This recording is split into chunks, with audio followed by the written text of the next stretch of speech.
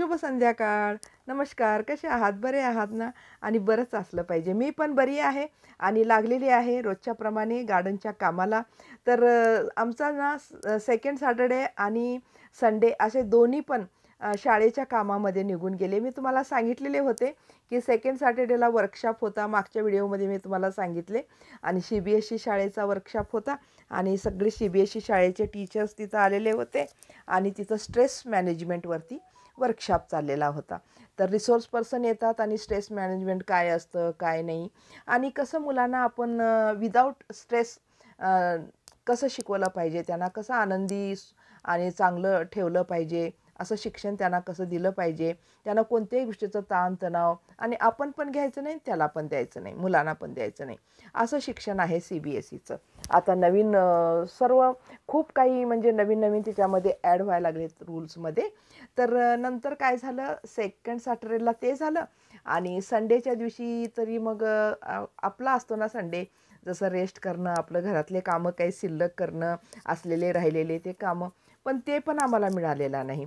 आणि त्या दिवशी पण होता वर्कशॉप, पण ते कुठं होता, एअरफोर्स ऑडिटोरियममध्ये होता. तिथं मोबाईलसुद्धा घेऊन जायला परवानगी नसते. ते मोबाईल आम्ही तिथं बाहेरच जमा करावं लागतं. तर मग तिकडं गेलो, तिकडं होतं 12 वाजता. मग मी घरातली कामे लवकर लवकर आटोपली आणि एका मॅडमच्या घरी गेली आणि तिथं स्कूटी ठेवली आणि तिथून मग त्या मॅडमच्या कारमध्ये आम्ही तिथे गेलो. एअरफोर्समध्ये ऑडिटोरियममध्ये ते वर्कशॉप होतं पोक्सोवरती. पोक्सो काय आहे मी सांगतेच तुम्हाला पुढे. तर पहा, आता आम्ही निघालेलो आहोत कारमध्ये. हे मॅडम कार चालवते, UPचे आहेत हे मॅडम आणि इथं स्थायी झालेले आहेत आणि खूप वर्षापासून 20-25 वर्ष झाले असतील त्यांना. आणि इकडं पण एक मॅडम आलेले आहेत, आणखीन एक मॅडम येणार आहेत, पण त्या यायला उशीर केल्यानं आम्हाला तिथं 12 वाजता पोहोचायचं होतं. सगळे टीचर्स आपल्या आपल्या ओन व्हेहिकलनं यायचं होतं.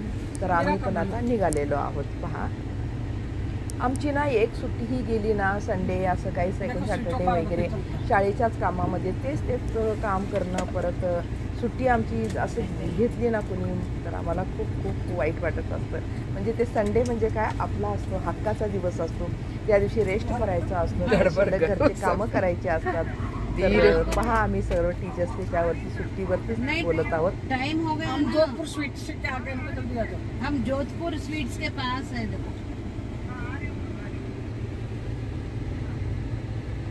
आगे खड़े मिले आ गई.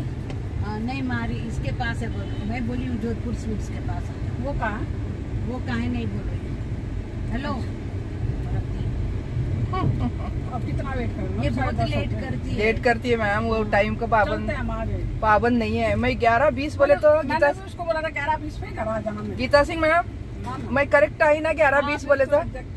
मुझे पता, ID कार्ड वो कल हैदराबाद गई थी ना, तो अब ये देखो, ये बैग उठा के लाई हूँ, इसमें कल का सब कुछ इसमें है, ब्रश टूथब्रश है. मैं भी सब दूसरे बैग में रखी थी कल. इधर रुको, फिर आ रही ना मैम, वो जोधपुर गया मैम. वो पता नहीं कब आएगी, लेट हो जाएंगे. फिर आ जाओ बोलेंगे, आ रही है.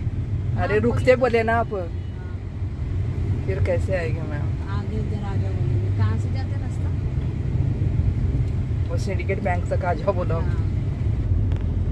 मेरी एक बहन तो रो ही रही थी पूरा, जिसके घर में फंक्शन था ना, पूरा रो रही, आंखों में से पानी. तेरे लिए मैं 3 महीने तक वेट करी और फिर तू चले जा रही. बोली चलो, पूजा को तो आई ना मैं, पूजा अटेंड हो. क्या करेंगे, हमारा ऐसा ही स्कूल है, बोल देना. मैं तो ऐसे ही बोलती हूँ, क्या करे अभी हमारे. हैदराबाद जाके चलो, यहाँ की बात अलग है. मैं फ्राइडे हैदराबाद गई, फिर कल रात में निकल के आई, तो रो रहे थे वो लोग. कल आज और एक फंक्शन है, वो देखो. अब मैं बोली क्या करूँ. रविंद्र भारती में मेरी बहन की नवासी ये कर रही है, पता ना रविंद्र भारती कितना बड़ा स्टेडियम है ना. अरे बहुत बड़ा स्टेडियम है, वहाँ पर कर रही है, वो प्रोग्राम दे रही है. कौन सा? 7 इयर्स की है वो. बाप रे. बच्ची भी बोल रही है, नानी मत जाओ ना नानी, मेरा प्रोग्राम नहीं देखोगे क्या. बोली मैं क्या देखो उसको बेचारी को. मैं बोली बेटा रिकॉर्ड करके भेज दे. क्या करेंगे अभी. तर चला, परत मी आले गार्डनमध्ये. तर कारमध्ये सुद्धा आमचं तेच बोलणं चाललेलं होतं की आमची सुट्टी गेली आणि सुट्टी गेल्यानंतर आमची काय अवस्था होते, काय नाही, ते सर्वजण आपले आपले अनुभव सांगत होतो. आता मी ना इथं कॉन्क्रीट घालायला लावले त्या मुलाला, काम करणाऱ्या, की सारखं ते घुशीचं वेज कसं बंद करावं, तेच आहे एक उपाय. आता फौजी साहेब म्हणायला लागलेत की मी औषधच आणून घालतो. तर हा मुलगा तो काँक्रीट घालून गेलेला आहे. तर हे पहा आता किती छान तोंडल्याची बघा लाईन असं किती मस्त असे लागलेले आहेत. एकदम टपोरे असं मोठे मोठे झालेले आहेत बघा. आपले घरचे आणि शुद्ध चांगल्या पाण्यानं उगवलेले ऑर्गॅनिक किती मस्त असतात ना, टेस्टी पण असतात. आपली घरचीच वस्तू असते ना. पहा किती मस्त असे झालेले आहेत. तर चला ज्वारी ठेवते इथे मी पक्ष्यांसाठी. संपलेली आहे ज्वारी, खाल्लेली आहेत पक्षी. तर एक ताई म्हणत होते ना, मला कमेंट्स केले होते की ताई तुम्ही ज्वारी नका घालू, तांदूळ घाला म्हणून. पक्षी खूप येतात तांदूळ घातले की त्यांना खायला सोपं जातं म्हणून. अगदी बरोबर आहे ताई तुमचं. मी तांदूळच घालायचा आता प्रयत्न करते. म्हणजे ज्वारी काय घालते म्हणजे आमच्या शेतातली आहे ना ज्वारी, म्हणून मी घालत असते. म्हणजे आम्हाला खायला आणलेली आहे शेतातून, जे रास झाल्यानंतर काही विकली जाते आणि काही घरच्यासाठी ठेवली जाते. मग तेच आपल्यातली ज्वारी मी ते घालत असते. आणि आमच्याकडे ना शेतामध्ये तांदूळ वगैरे नाही घालत असं आहे ना. तर चला तांदूळ पण घालण्याचा प्रयत्न करू कधी कधी. आणि हे पहा करडीचं कसं आलेलं आहे. पण असं ना देठ एकदम सरळ राहतच नाहीत, असं आडवे पडतात, जसं शक्तीच नाही त्याच्यामध्ये.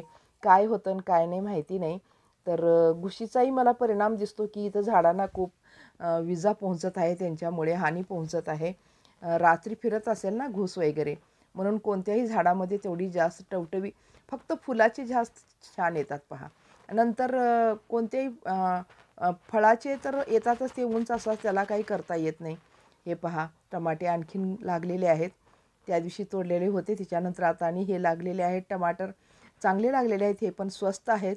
स्वस्त भाजीपाला असलं ना, स्वस्त म्हणजे एकदम हेल्दी, त्याला किडा मकोडा काही न लागणं असं, म्हणजे ते खूप छान वाटतं ते भाजीपाला. कोणत्या तर भाजीला किडा मकोडे लागले किंवा कीड लागली त्या भाजीला तर ते खावंही वाटत नाही ना. तर आता हे तांदूळशाचं पण खूप मोठे झालेलं आहे. आता इकडे पहा, हे बघा फूल किती मस्त असं आता फूल सुरू होत आहे. तिचे किती कलर आहेत ना, पाहते आता कोणते कोणते कलर आहेत आपल्याकडे. एक एक आता यायला सुरू व्हायला लागले ते पण. आणि इकडे पहा किती मस्त असं हे सर्व आलेलं आहे. हे पहा फूल किती मस्त आलेलं आहे ना, किती छान. आता दुसरीकडे अशाच टाईपचं दुसरीकडे पण येत आहे, ते पण अशाच कलरचं आहे, सेम आहे हेच. ह्याच्यामध्ये पण खूप कलर आहेत, पण माझ्याकडे हेच कलर आहे. इकडे बघा जास्वंद किती मस्त असा फुललेला आहे. किती छान वाटतं ना असं गार्डनमध्ये. आपण कष्ट करतो, आपण मेहनत करतो आणि त्याचा मोबदला आपल्याला मिळतो ना. हे पहा फुलं किती मस्त लागलेली आहेत. हे पहा शेवंती किती मस्त लागलेली आहे. तर असं सर्व काही खूप काही मस्त चांगल्या प्रकारे येत असतं. फक्त जमिनीवर जे टाकायला लागलो ना आपण बी, आणि त्याचा जे भाजीपाला म्हणून आपण त्याचा उपयोग घ्यावा म्हणतो आहे ना, ते व्यवस्थित येत नाही. फक्त एवढंच असं झालेलं आहे. तेही मला वाटतं घुशीमुळंच असं होत असेल.